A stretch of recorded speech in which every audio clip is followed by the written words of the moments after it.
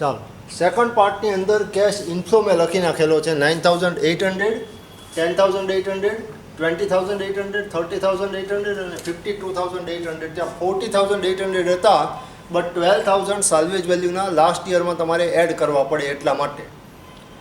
Net present value પહેલાં શરૂ કરાવું છું. Discount factor. ડિસ્કાઉન્ટ ફેક્ટર તમને ખ્યાલ છે કઈ રીતે લેવાય? 10% પ્રેઝન્ટ વેલ્યુ અને ડિસ્કાઉન્ટ ફેક્ટર કાઉન્ટ કરવાનું કીધું છે. એટલે ફર્સ્ટમાં આવે 0.909, સેકન્ડમાં આવે 0.826, થર્ડમાં 0.751, ફિફ્થમાં 0.683 અને 0.621. એટલે 8,908, 8,921, 15,621, 21,036 and 32,789.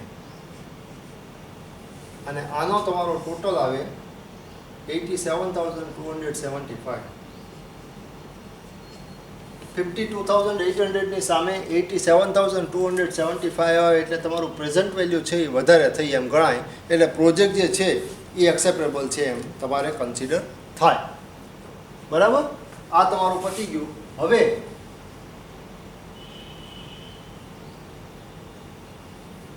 Second method પેબેક period. કોઈ પણ તમે ફર્સ્ટ લઈ શકો છો, એવું નથી કે આ જ ફર્સ્ટ લેવી આ જ સેકન્ડ લેવી.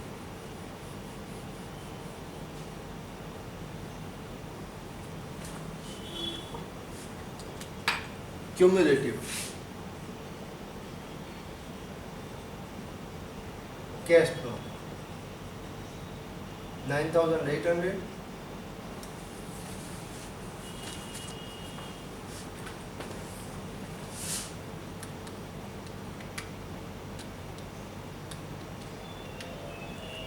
20,600 plus 41,400 plus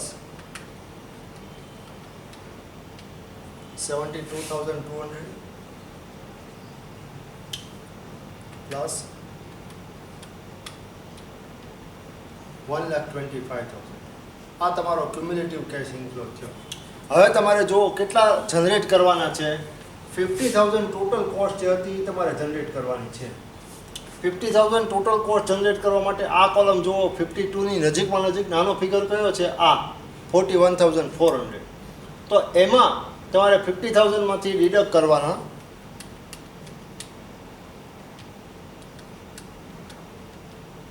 એટલે તમારા 8,600 રહે. એ 8,600 ડિવાઈડ બાય 30,800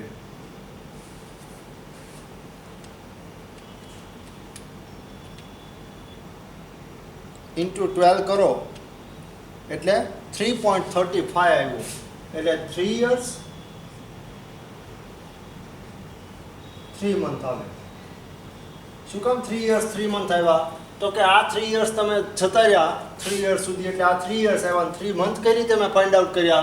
તો 41,500 400માંથી આ તમે 50,000 ડિડક્ટ કરો એટલે 8,600 રહે. 8,600 ડિવાઈડ બાય નેક્સ્ટ યરનો કેશ ઇનફ્લો 8600 ડિવાઈડ બાય 38,800 તમે કરો એટલે તમારા 0.279220 એવો આખો લાંબો ફિગર આવે. એને સીધા 12થી મલ્ટીપ્લાય કરવાના એટલે 3.35 આવ્યું તમારું.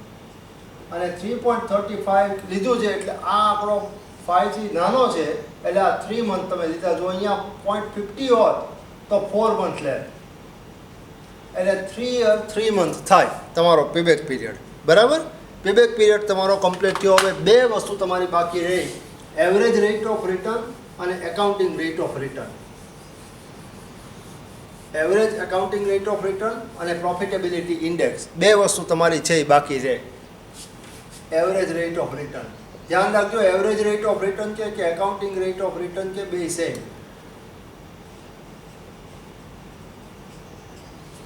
એવરેજ રેટ ઓફ રિટર્ન તમારું શું થાય? Average income divided by average investment.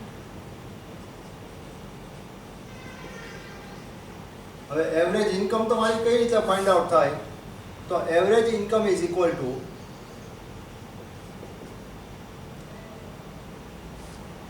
Total net income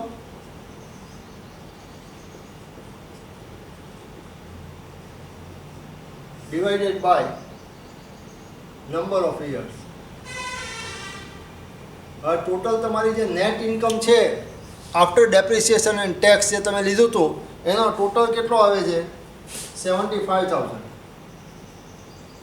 divided by number of years 5 એટલે 15,000 છે એ તમારું એવરેજ ઇન્કમ આવી divided by average investment.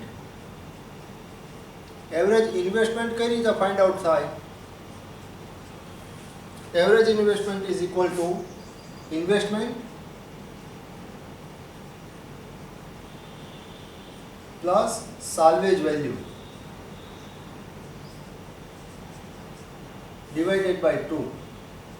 Investment તમારું ટોટલ કેટલું હતું? 40,000 કોસ્ટ અને 10,000 ઇન્સ્ટોલેશન કોસ્ટ એટલે 50,000 પ્લસ સાલ્વેજ વેલ્યુ કેટલી હતી? 12,000 ડિવાઇડેડ બાય 2 એટલે 62,000 ડિવાઇડેડ બાય 2 એટલે 31,000 તમારા આવ્યા ઇન્ટુ 100 એટલે એનો આન્સર તમારો આવ્યો 48.39%. આ તમારો એવરેજ રેટ ઓફ રિટર્ન કે એકાઉન્ટિંગ રેટ ઓફ રિટર્ન થયું. 3 પૂરું કર્યું, net present value find out કરી, પેબેક પીરિયડ ફાઇન્ડ આઉટ કર્યો અને એવરેજ રેટ ઓફ રિટર્ન કે એકાઉન્ટિંગ રેટ ઓફ રિટર્ન જે છે એ ફાઇન્ડ આઉટ આપણે કર્યું. અને લાસ્ટ હવે પ્રોફિટેબિલિટી ઇન્ડેક્સ.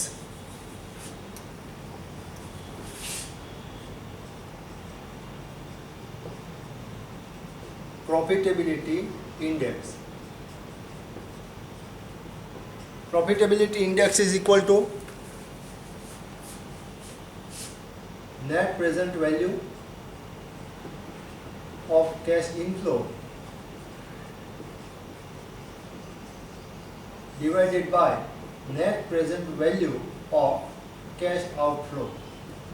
Cash outflow क्यों?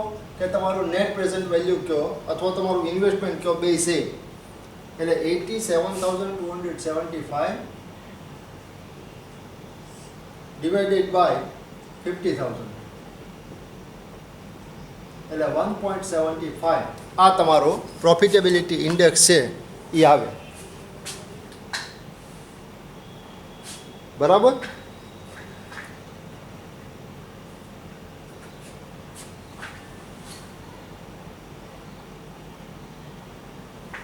બરાબર?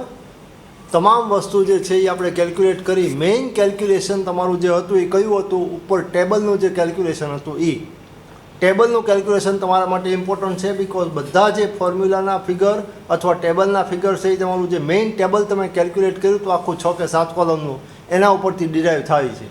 એટલે એ કેલ્ક્યુલેશન્સ છે એ ખાસ ધ્યાન રાખજો. ખાસ ધ્યાન રાખીને એ કેલ્ક્યુલેશન્સ છે એ તમારે કરવાનું રહેશે. બરાબર? આજ માટે આટલું રાખીએ છીએ. તમને સમની અમાઉન્ટ છે એ સાંજે ટેલિગ્રામમાં અપલોડ થઈ જશે, જોઈ લેજો ખાસ.